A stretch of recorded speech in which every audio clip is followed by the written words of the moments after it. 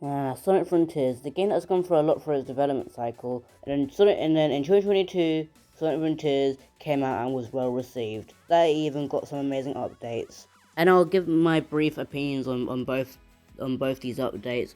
Update one was fun, was a good addition to photo mode and also battle rush and cyberspace challenges. Some extra content to do like after finishing the game, and overall it was just a really fun update.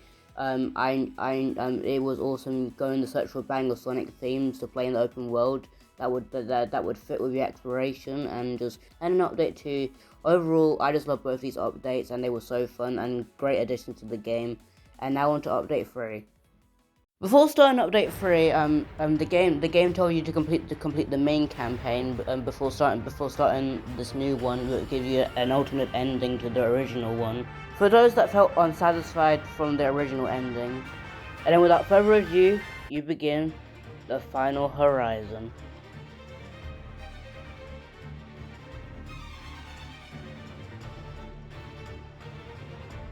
The final horizon begins with Sage telling Sonic her new plan to guide Sonic to control the cyber corruption and turn it into a new power, as well as to completing the trials while his friends collect the Chaos Emeralds, which they should have done in the original ending. Sage, why didn't you think of that sooner? But yeah, moving on. His friends are tasked as a team effort to collect the Chaos Emeralds and clear those objectives, and then we get back to Sonic to climb the towers, which were really fun, and I really enjoyed using Sonic's moveset, as well as the spin dash, which they give you it straight away in this update.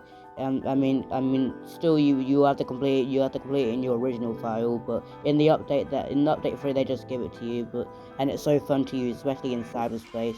You can do some very sick moves and with the spin dash. And overall, I'm just so glad that they added it, because it made cyberspace so much fun and so much more enjoyable. Also, I forgot to mention, cyberspace is optional, like as well as in the regular campaign. You can either use Big the Cat in the regular campaign, or do cyberspace, or collect vault keys around the open world. But for Final Horizon, you're looking for a lookout Koco, which if you're lucky, you could just salute a sign, and a treasure box sign, and then it should give you a lookout Koco. So yeah, you don't even need to use cyberspace. Cyberspace is optional. You just need to go around the island, look for a lookout Koco, and play as multiple different characters. So yeah, I'm so glad cyberspace is also optional in the DLC. And now on to the trials. So the first trial I forgot to record. But these trials, depending on what difficulty you're on, I would recommend going on easy, even if you're a Sonic fan. I finished this game after the packs that was made to the DLC. But yeah, overall, for all these trials, I would recommend going on easy. I also won't blame you if you wanna challenge yourself. But yeah, the trials begin with a cutscene between you and the Titan's pilot. First one I believe in being Giganto, second one being Wyvern, third one being Knight. It's time to enter these trials and put your combat to the test. Dragon's Trial, just side looping and just side looping and just use every combo you got. Snake's Trial, just side loop and keep punching for all of them, and then it should work, and then you should clear it straight away. That's just the tactic I use. Now on to Tiger's Trials.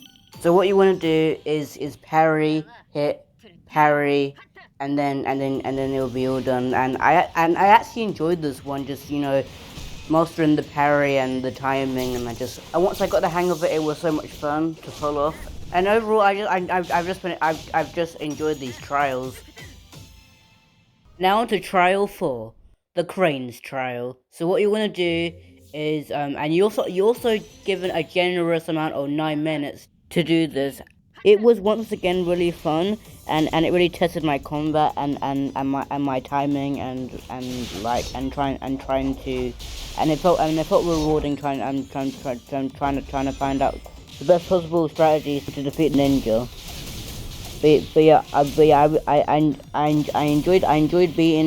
I enjoyed doing all the trials so far. Now to enter the final trial, the one that can forge your power and become something greater, to go even further beyond. Dragon Ball references aside, so we head off to go to Master King. Sonic says the most brutalist thing when meeting Master King, that he's just a rock in the chair. But anyway, Master King has set a trial for us to complete where we have to do a boss rush. With 600 rings. I'm playing this after the patch, so before I heard it was 400, but now it's 600. I'm so glad this boss rush allows you to experience this Sonic Frontiers is the highlights of Sonic Frontiers, which are the Titan fights. The Titan fights were the meat of this, or were the meat of this game. They were just amazing as well. I could listen to Undefeatable about, I don't know, let me put a random number, 60 times and would not get bored. No, I'm not capping on that. But that's how amazing these Titan boss fights and the tracks go. It's insanely hard. Now, once you're done beating the crap out of Giganto, next is Wyvern. And this is why I hear the critiques about before the patch is read, because Wyvern, you have to parry him a lot. So I'm glad I played this update after the patch. And these trials were just really fun, and like I said earlier, I really enjoyed reliving my favorite moments from Sonic Frontiers. And overall, it was just such a great time. It was just such a great time, like beating the crap out of the Titans, as well as jamming to the music while beating the crap out of each Titan. And how ironic that the angriest song in the game is playing as well. And it was kind of true. And it was kind of true in my first playthrough at first, and then before I got good, I had to do this trial twice. Once on easy and once on hard. I tried doing it on hard first because again I'm a Sonic fan, but then I just got super annoyed, so I just switched to easy. My favorite time to beat the living daylight out of was night. I really enjoyed beating the living daylight out of night, and I guess he backed down near the end. And I was the one who found my flame and cleared the trial. After you meet up with Master Roshi and with Master King Koco, and once the anger has left your head, and Master King warning you not to go all out, you can now proceed to the final battle. As you enter the final battle, you can see your corrupted friends giving you the last Chaos Emeralds, with Eggman giving you the last one. And yes, Eggman, you are the best. That's the only time I give you a compliment. Anyway, with all the Chaos Emerald gathered, it's time to beat down true final boss of this DLC. Let's do this. Aw, he's jealous. Bless his heart. Wait, he doesn't have one. Now it's time to fight the final boss. Supreme! This better not be it. This can't be it. Now to finish you off. Don't ever want to see your disgraceful face again. After you're done beating the crap out of Supreme like last time, Supreme awakens its final boss inside. And with the end's help, Supreme, unlike last time, looks more gruesome. And the end plugs its cable into Supreme to connect it to the hotspot. I mean to power it up and make it more stronger. They just said the title card gives me chills. Supreme, the end, and the flickering and the effect is just, it gives me the cold chills whenever I rewatch this cutscene after I played the game. It just gives me the chills, and it's such a great final boss. But my critiques are like the camera is a junkyard, like trying to get to it, especially with these trees like getting in the way. Like I had issues when playing the game when the trees were in the way, and then I got hit so many times. You can now activate unlocked potential. With Master King's blessing, you can now become an Ascended Hedgehog, aka Super Sonic 2, which can lead you to go even further beyond. Now with Sonic's unlocked Ascended potential, you can now beat the crap out of this final boss. But isn't that easy, because there's phases that you're now stuck in perfect parry purgatory that these trials were preparing you for. And I kept on parrying because I thought that was the only way. I thought that was the key to beating Supreme in the end. Also, you gotta try and get through phase 1, which is trying to take off the cable. And the game only tells you to do something beside the attack in the end. Future Fly High here, they actually give you a guide to defeat in the end, so just ignore that part. Back to the video. But I figured it out in the end, no pun intended. You have the quick side loop, the gun. All the homies team up to hold off the end while Sonic does his thing, which is beat the crap out of the end, but do it with style. I just love his body language. I'm really happy that Sonic is now embracing his shonen aspect, and I just love it. I just love every pose he breaks, and just as well as the snap and the looking over the shoulder, and just all the moves that he pulled off in this final battle. amazing, and I'm so happy. I hope future Sonic games embrace the shonen aspect of Sonic. Speaking of shonen, when you get hit enough times, you trigger the Goku Spirit Bomb. I mean the End Spirit Bomb. And the Spirit Bomb, the End Spirit Bomb is so powerful, it knocks Sonic out of Super Saiyan, I mean Super Sonic 2. When I saw this cutscene, I thought I was dead. I thought all hope was lost until Sonic grinned at me. Only to get right back powered up, and then the music kicks in. And when the music kicks in, it felt awesome. I'll let you hear.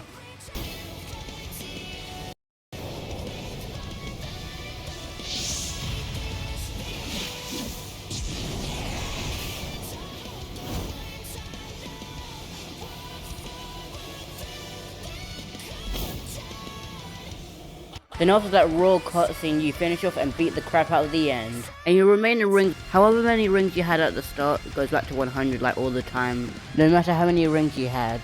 And then you finish off the End, and then one more can't hurt, right?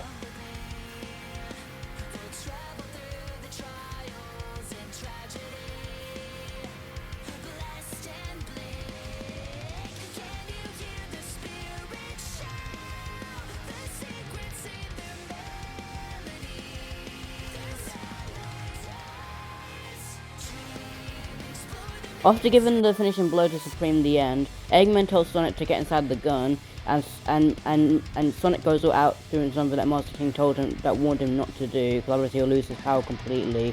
And this scene is so awesome. With Ken and Quinn getting ready to pipe up in the background to finish off to sing off this banger song, and this song is just so amazing and so epic and so hype and gives me the chills in it every time I watch it, and it's just so flippin' amazing. But yeah, as Sonic unleashes his corruption, and we also get a sick new form called I'm gonna call it Cyber Sonic. He's out of control, and Eggman gets ready to aim the final blow.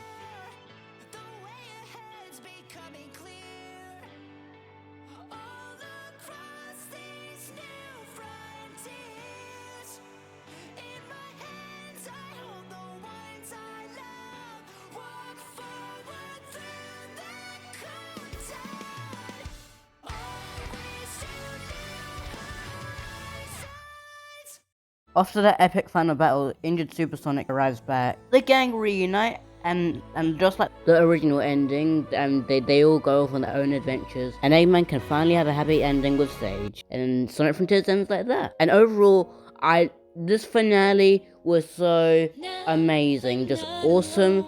Everything I wanted in this finale, like a more harder Supreme boss fight, as well as the end comes down to earth, was awesome. And also, I'm so glad that we got to play as Tails, Amy, and Knuckles. Like I think since Sonic 06, the last time we got to play as them. But yeah, they felt so good to control. Apart from Tails' delay flying animation, it felt amazing controlling these characters. And I hope we get to play more playable characters in future Sonic games, because it's amazing. And I really enjoyed seeing the tornado back from Sonic Adventure 2, and Knuckles is gliding. Because I played this after the patch, I don't know how it played when the patch came out, but Knuckles feels just as good as he did in Sonic Adventure 2. He just feels so good to control, and he's gliding, and it's just overall amazing. And I enjoyed using all the characters' skill tree. It was just amazing. Also wailing on these Guardians, and yeah. What did you think of the Final Horizon? Let me know in the comments. If you like Sonic and if you enjoyed, then check out my other videos. Don't forget to like, comment, subscribe. I'll see you in the next one. Bye.